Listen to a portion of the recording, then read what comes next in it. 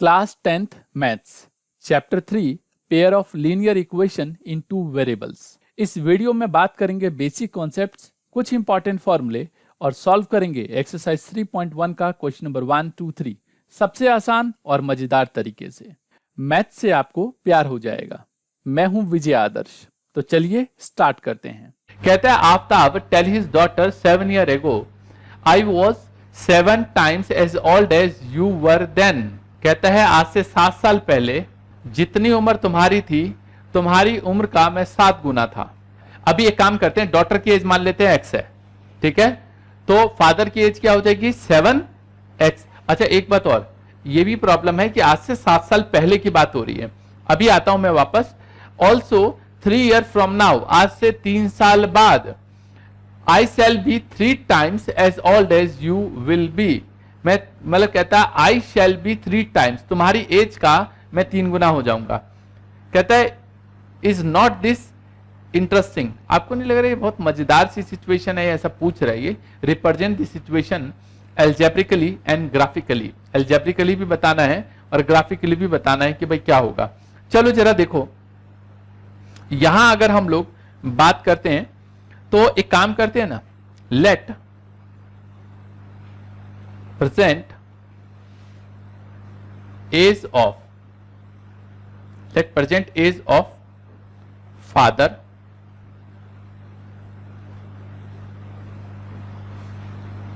X year and daughter कितना है Y year। अगर मैं बोलूं 7 years ago, आज से 7 साल पहले, आज तुम्हारी एज कितनी होगी? शायद 14 या 15 साल। आज से 7 साल पहले कितने की क्या एज होगी तुम्हारी? चलो मैं बोलता हूं आज तुम्हारी एज 15 साल है, तो 7 साल पहले कितने साल के थे तुम? 8 साल के। क्या किया? प्लस किया? बोलो ना, प्लस किया, माइनस किया, मल्टीप्लाई किया या डिवाइड किया? माइनस किया। Father is x minus 7 year and daughter is क्या हो जाएगा? y minus 7 year। कोई समस्या? 3 year from now। नहीं, एक काम करते हैं, वेट। अकॉर्डिंग टू क्वेश्चन, अब पढ़ना।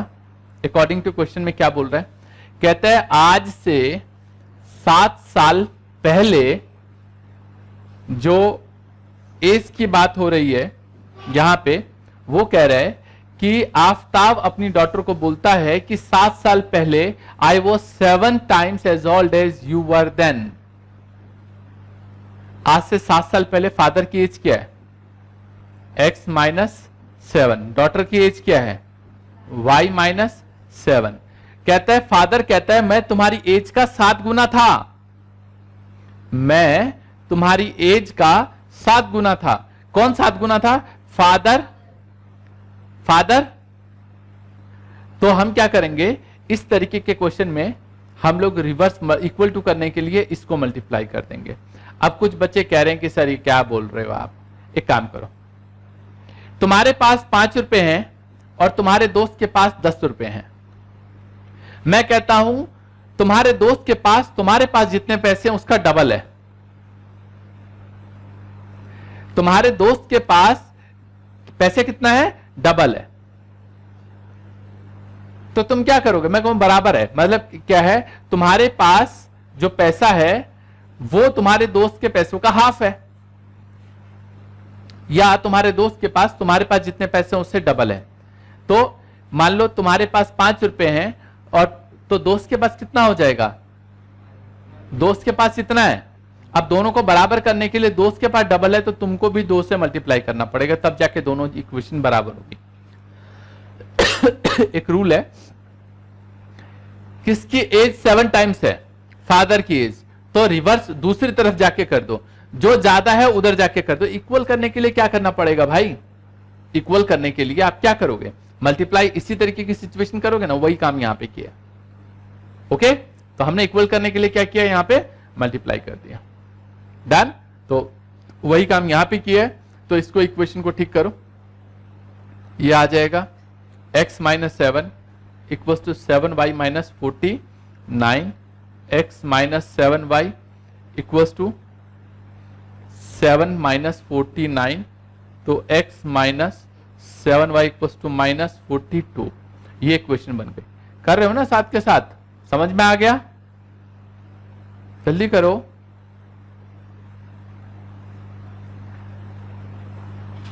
x minus 7y equals to minus 42।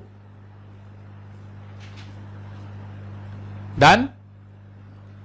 इसी तरीके से कहता है 3 ईयर एगो, नहीं 3 ईयर फ्रॉम नाउ,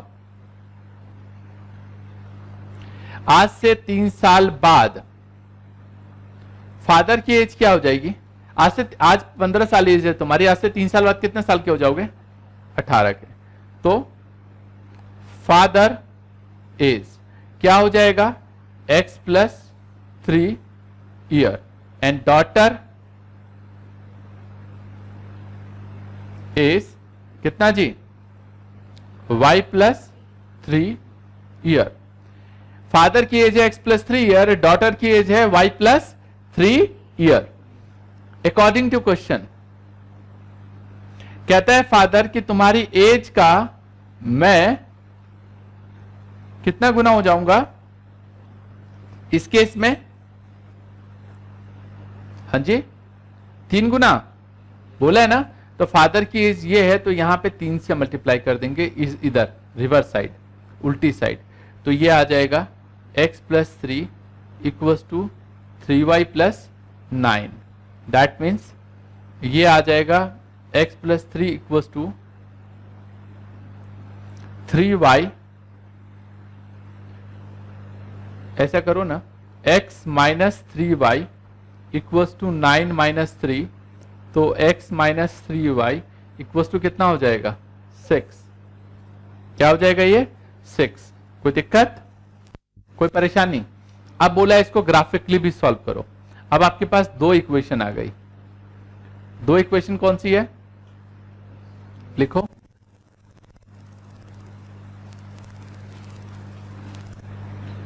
इक्वेशन अगर सॉल्व करनी हो आपको, तो पहली इक्वेशन है आपके पास x minus 7y equals to कितना, माइनस का 42। और दूसरी इक्वेशन क्या है आपके पास, x minus 3y equals to कितना, 6। उधर से कुछ बच्चे कह रहे हैं सर नोट नहीं किया। मैं जानता हूं नोट तो तुम लोगों ने भी नहीं किया होगा, तुम में से कईयों ने। नोट करो जल्दी, जिसने नोट की नहीं किया जल्दी करो। उधर से रिप्लाई आ रहा है कि नोट नहीं किया। अगर मैं तुमको बोलूं कि डब्बे बनाना सीखा है, डब्बे बनाना जी सीखा है सर, बचपन में खूब डब्बे बनाए, वो डब्बे बना के हम खेलते थे, है ना, कूदते थे। वो वाले डब्बे की नहीं बात कर रहा मैं इस वाले डब्बे की बात कर रहा हूं। ये x और ये y। अब सॉल्व किए, वैल्यूज पुट करो और डब्बे में रखना चालू करो। एक काम करते हैं, पहली इक्वेशन लेते हैं, x minus 7y equals to minus का 42। यही होगा, हाँ या ना। एक काम करते हैं ना, अगर पहली इक्वेशन हम लोग चूज करते हैं x minus 7y equals to minus 42, तो माइनस 7y इक्वल्स टू क्या हो जाएगा, ये एक काम करो ना, देखो ये 7y माइनस का उधर ले आओ तो प्लस का हो जाएगा, है ना। तो लेकिन लिखते इसको यही है, और ये इधर आ जाएगा तो x प्लस 42, और y की वैल्यू क्या हो जाएगी, x प्लस 42 अपॉन 7। बोलो जी, आप सॉल्व करोगे यही आएगा। ओके, अब x की वैल्यू अगर 0 डालूं यहां पे, तो y की वैल्यू कितनी आ जाएगी, 6 आ जाएगी। अच्छा, x की वैल्यू 7 डालूं तो y की वैल्यू कितनी आ जाएगी, 49। 7 49 आएगा। एक मिनट, x की वैल्यू अगर मैंने यहां पे 7 डाली, क्या डाली जी, x की वैल्यू 7 डाल सकते हैं 7। अगर x की वैल्यू 7 डाली तो ये 42 आ जाएगा, तो यहां पे क्या आ जाएगा, 7 आएगा। इसी तरीके से अगर x की वैल्यू 12 डाली तो ये कितना हो जाएगा टोटल 54। कटेगा किसी से? 8 से कटेगा। नहीं 12 नहीं डालो, रुको डाल के दिखाऊं वैल्यू या समझ में आ रहा है? आ रहा है। चलो एक काम करो, मान लो अगर यहाँ पे 12 डाला मैंने, 12 प्लस 42 बटे 7, नहीं 12 नहीं सॉरी 14 डाला प्लस 42/7, तो ये 56 आएगा और ये 8 से कट जाएगा। कट जाएगा 8 से, तो यहां पे अगर 12 डाला तो ये कितना आ गया? 8 आ गया। समझ गए? ये तो पता है कैसे किया मैंने। ऐसे ही दूसरी वाली इक्वेशन के लिए करेंगे। x में कितना डाला था? 14 डाला था। और भी डाल सकते हो लेकिन मैंने रखा नहीं, 3 वैल्यू बहुत है। 3 वैल्यू क्या है जी? बहुत है। ऐसे ही आगे करें। ऐसी इसकी वैल्यू है x minus 3y equal to 6 है, तो 3y क्या आ जाएगा? x माइनस 6 हो जाएगा। हो जाएगा। और y की वैल्यू क्या हो जाएगी? x minus 6/3। अगर मैं x की जगह 0 रखता हूं तो y की जगह कितना आ जाएगा? -2। बोलो, x की वैल्यू 0 रखता हूं, चलो 0 मत रखो, छोड़ो, वैल्यू वैसी आ रही है, नेगेटिव आ रही है। मैं x की जगह 6 रख दूं, x की जगह 6 रखूं तो ऊपर 0 आ जाएगा, तो y की वैल्यू क्या आ जाएगा? 0। हाँ या ना? करके दिखाऊं क्या? हेलो, अगर यहाँ पे 0 रखोगे तो माइनस का 6 बचेगा, -6 नहीं सॉरी, अगर यहाँ पे 6 रखोगे तो 6 माइनस 6 क्या आ जाएगा? 0। 0/3 कितना आ जाएगा? 0 आ जाएगा। अच्छा, इसके बाद मान लो अगर x की वैल्यू मैंने यहाँ पे कोई 12 रखी, तो 12 में से 6 गया तो 6 बचेगा। 6 को 3 से डिवाइड करोगे 2 आएगा। यहां पे 18 रख दो, 18 रखे x की जगह, तो 18 माइनस 6 कितना? 12। 4। बोलो जी समझ में आ गया? इन पॉइंट से ग्राफ बनाना आता है? हैं? चलो एक ग्राफ में बना के दिखा देता हूं। मान लो ये ग्राफ है हमारे पास, जिसको आता है बना लो ग्राफ, नहीं आता तो फिर क्या बोलूं मैं। ग्राफ बनाइए। आपके पास जो वैल्यूज है वो ये है। दूसरा, पहले एक के लिए रखते हैं। सबसे बड़ी वैल्यू दिख रही है मुझे यहाँ पे 18, है ना? और सबसे छोटी वैल्यू क्या दिख रही है? 0। तो आप कैसे भी रख सकते हो, 5-5 का गैप रख लें। 18 है तो ये 4-4 का गैप रख लो, मर्जी है आपको, आपकी।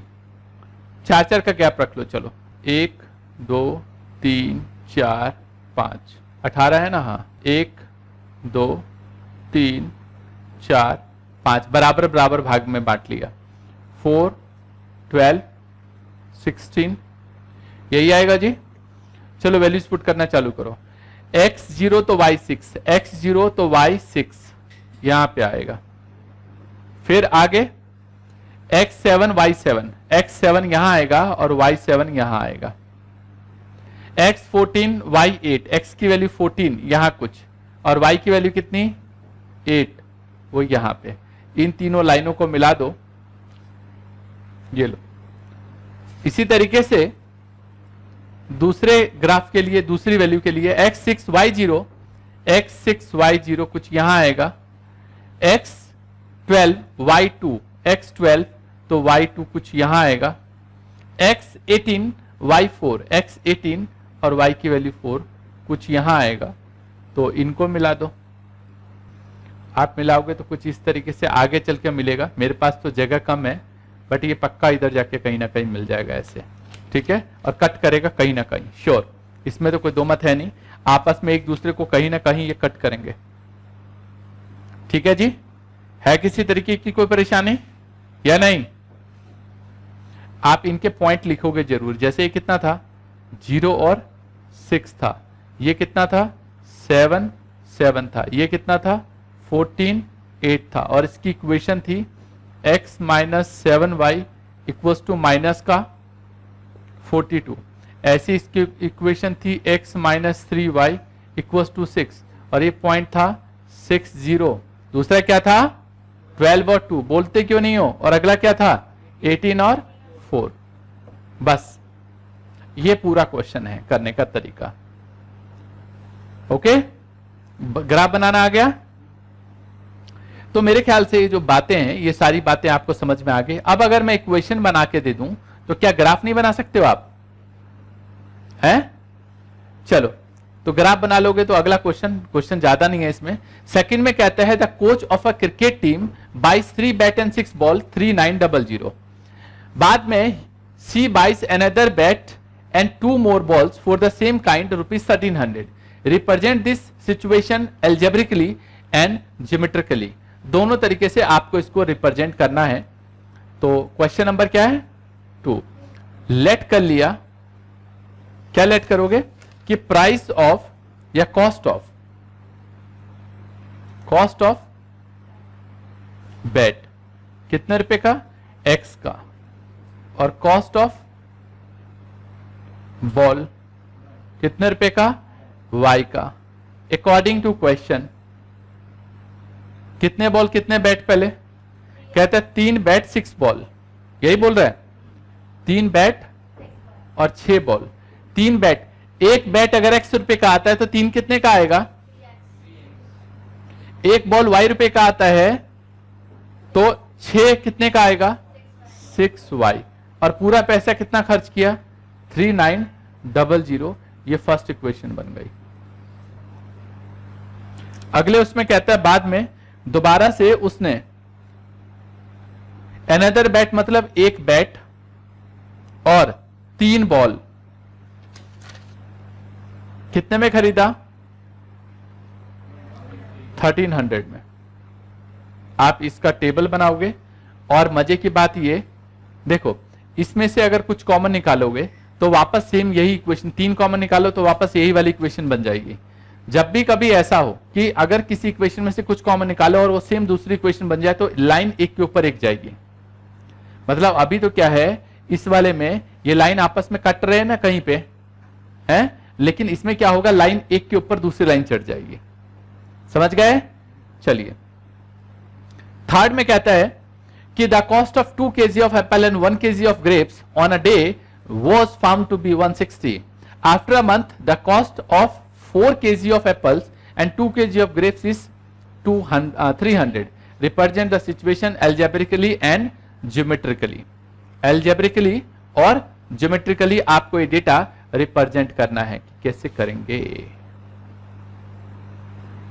ओके चलें या नहीं? नहीं चलें. तो चलो जरा इसको देखते हैं भाई. वो आप बना लेना. इसमें और भी क्वेश्चन है? एक ही क्वेश्चन है. एक ही क्वेश्चन है और भी इस एक्सरसाइज में. अच्छा क्या दे रखा है इसमें बताना, उसको लेट कर लू मैं. Late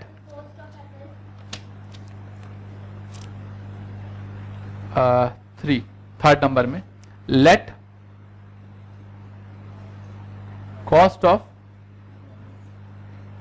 Apple, cost of 1 Apple and cost of 1 grapes है. नहीं तो फिर गलत लिखा ना. लेट कॉस्ट ऑफ किलो में है ना, 1 kg ऑफ एप्पल x रुपए और 1 kg ऑफ ग्रेप्स कितना? y रुपए का. अकॉर्डिंग टू क्वेश्चन कहता है 1 kg नहीं 2 kg ऑफ एप्पल 2x और 1 kg ऑफ ग्रेप कितने रुपए का? 160 रुपए का. आगे क्या कहता है 1 महीने बाद 4 किलो एप्पल और 2 किलो ग्रेप्स 300 का मिलेगा. आगे आपको पता है क्या करना है. बस खत्म. तो आज वाली क्लास में आपने कॉन्सेप्ट्स भी पढ़े और क्वेश्चन भी कर लिए. होम फॉर्म में लिखो क्या करना है आपको. एक्सरसाइज 3.1 में आपको 1 से लेकर 3 तक के क्वेश्चन ग्राफिकली सॉल्व करने हैं, जो ग्राफ में आप सॉल्व करते हैं. किसमें सॉल्व करते हैं? ग्राफ में सॉल्व करते हैं पहली बात. और इसमें 3 एग्जाम्पल है, 1 2 3. ये 3 एग्जाम्पल भी करके लेके आने हैं. समझ गए? चलिए फिर उम्मीद करता हूं आज वाली क्लास को आप सभी ने एंजॉय किया होगा. कंटिन्यू करेंगे नेक्स्ट में. तब तक के लिए all the best. Take care. जय हिंद, जय भारत. एनसीईआरटी सॉल्यूशन और नोट्स के लिए इस वीडियो के नीचे डिस्क्रिप्शन में दिए गए लिंक पर क्लिक करें.